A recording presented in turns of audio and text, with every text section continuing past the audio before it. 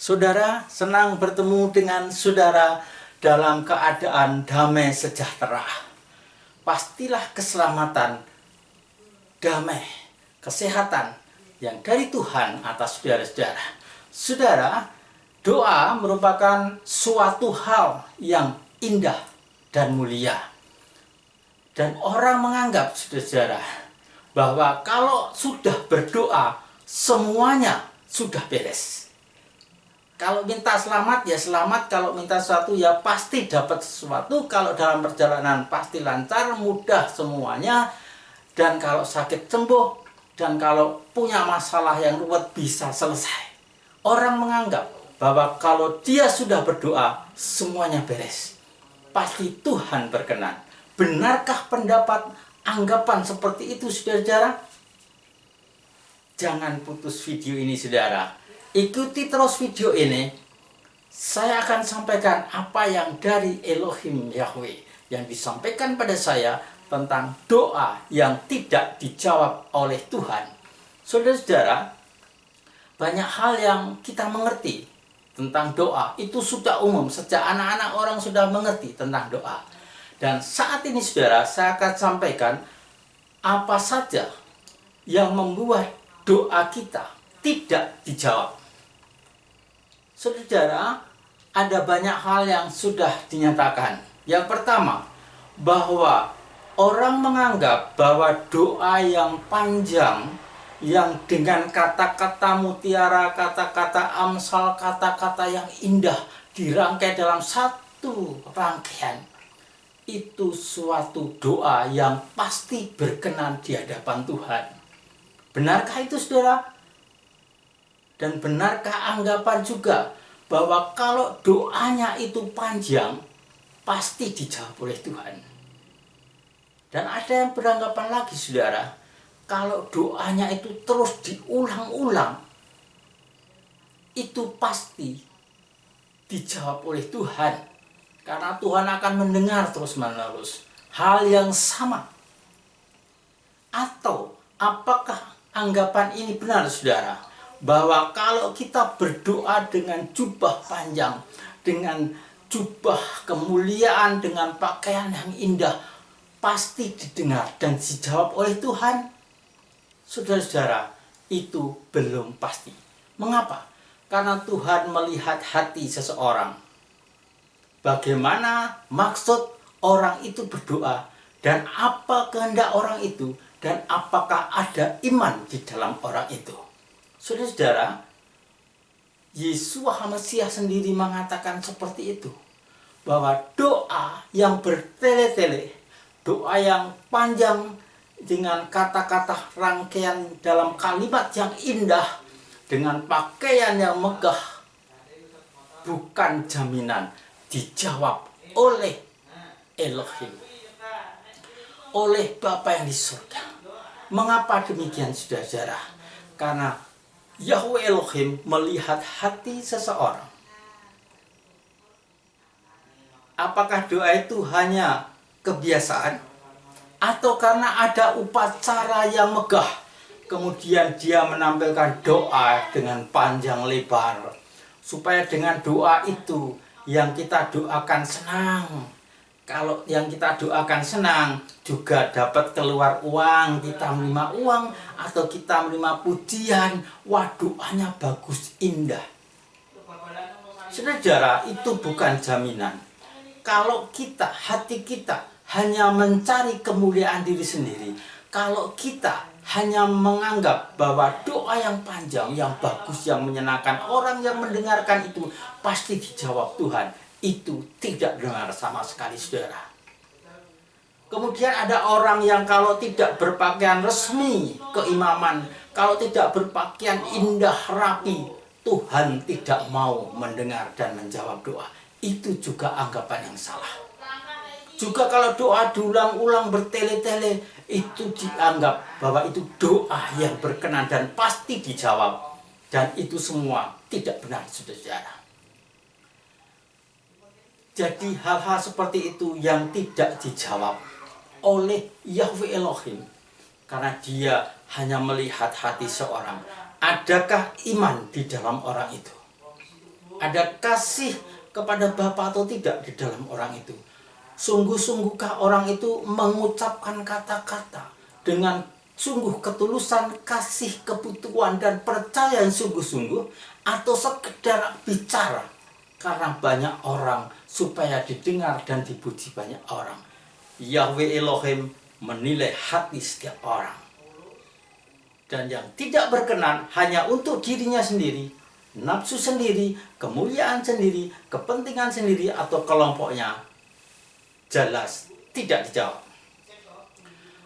Doa yang mengandalkan perkataan panjang, indah, pasti dijawab, itu salah. Itu doa yang ditolak, dijawab pun tidak. Oleh karena itu, saudara, perhatikan. Saudara, Bapa tidak bergantung kepada banyaknya kalimat dan keindahan rangkaian kalimat dalam doa. Tidak bergantung pada keindahan, kemuliaan, kemegahan pakaian yang dipakai. Juga tidak tergantung pada banyaknya rangkaian kata-kata. Saudara-saudara, semua itu adalah anggapan-anggapan manusia. Saudara, doa yang lain yang tidak dijawab oleh Yahweh Elohim adalah doa untuk kepuasan hawa nafsu sendiri, atau doa yang hasilnya nanti untuk berbuat jahat atau dosa. Berikutnya, saudara, doa yang tidak dijawab adalah doa yang tidak sesuai, tidak selaras dengan firman Elohim. Doa yang tidak selaras dengan nubuatan dari Elohim. Doa yang menghalangi digenapinya nubuatan firman Elohim. Itu doa yang tidak dijawab. Contohnya, saudara-saudara, sebelum Yesua datang yang kedua kali, dia mengatakan akan terjadi tanda-tanda di zaman ini. Apa yang dikatakan, saudara-saudara? Gempa bumi terjadi di berbagai tempat. Nah, sekarang, saudara, kalau saudara melayani atau sebagai seorang pemimpin, kalau saudara berdoa supaya gempa bumi berhenti, gempa bumi supaya tidak terjadi di tempat saudara, gempa bumi supaya dijauhkan, apakah itu benar, saudara? Itu doa yang salah. Karena apa? Menentang firman yang harus digenapi oleh Yesus. Kemudian, saudara, berikutnya Yesus katakan akan terjadi kelaparan di mana-mana. Apakah saudara bisa menghalangi doa ini? Doa dengan berdoa, jauhkan dari kelaparan, dari bencana kelaparan. Bisakah itu dijawab? Tidak, saudara. Kemudian berikutnya akan terjadi wabah penyakit, bahkan tanda-tanda di langit yang menakutkan, bahkan banyak orang akan jadi cemas. Kalau saudara berdoa, ada virus corona misalkan, yang sangat menakutkan banyak orang. Saudara, kalau saudara berdoa, Tuhan, supaya Engkau tidak membuat wabah penyakit ini terjadi di bumi, apakah itu cocok dengan kehendak Bapa? Tidak, saudara. Doa seperti itu tidak akan dijawab. Sebab sejak kita ulangan, ya, atau defarim, juga di dalam kitab Injil, baik Matius, Markus, Lukas menyatakan akan terjadi tanda-tanda itu. Terjadi wabah penyakit di berbagai tempat. Berarti ini harus digenapi, saudara-saudara.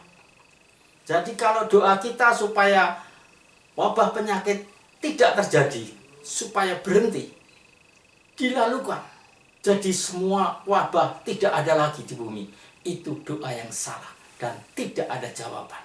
Itu doa yang bertentangan dengan firman Elohim. Kemudian kalau ada tanda-tanda di langit yang menakutkan, goncangan-goncangan gelombang air laut seperti dikatakan di dalam kitab Lukas 21 itu, apakah Meskipun mereka menakutkan banyak orang, kalau kita berdoa, Bapa lalukan dari tanda-tanda yang menakutkan di langit, apakah itu akan dijawab? Tidak, saudara. Itulah saudara yang tidak dijawab. Doa yang menurut kepentingan diri sendiri. Karena itu saudara, doa yang benar adalah doa yang sesuai firman Elohim. Doa yang sesuai dengan ketetapan Elohim. Oleh sebab itu saudara, di dalam kitab suci, di samping ada tanda-tanda yang menakutkan seperti gempa bumi di berbagai tempat, wabah-wabah penyakit, kelaparan, perang. Misalkan perang, saudara berdoa, Tuhan hentikan semua perang supaya damai sejahtera di bumi ada. Jangan lagi terjadi perang antar negara, antar kelompok, antar bangsa. Itu doa yang salah, saudara.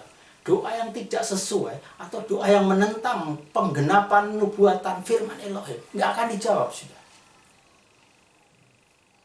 Karena peperangan harus terjadi mendahului kedatangan Yesua. Itulah tanda. Jadi harus terjadi, saudara.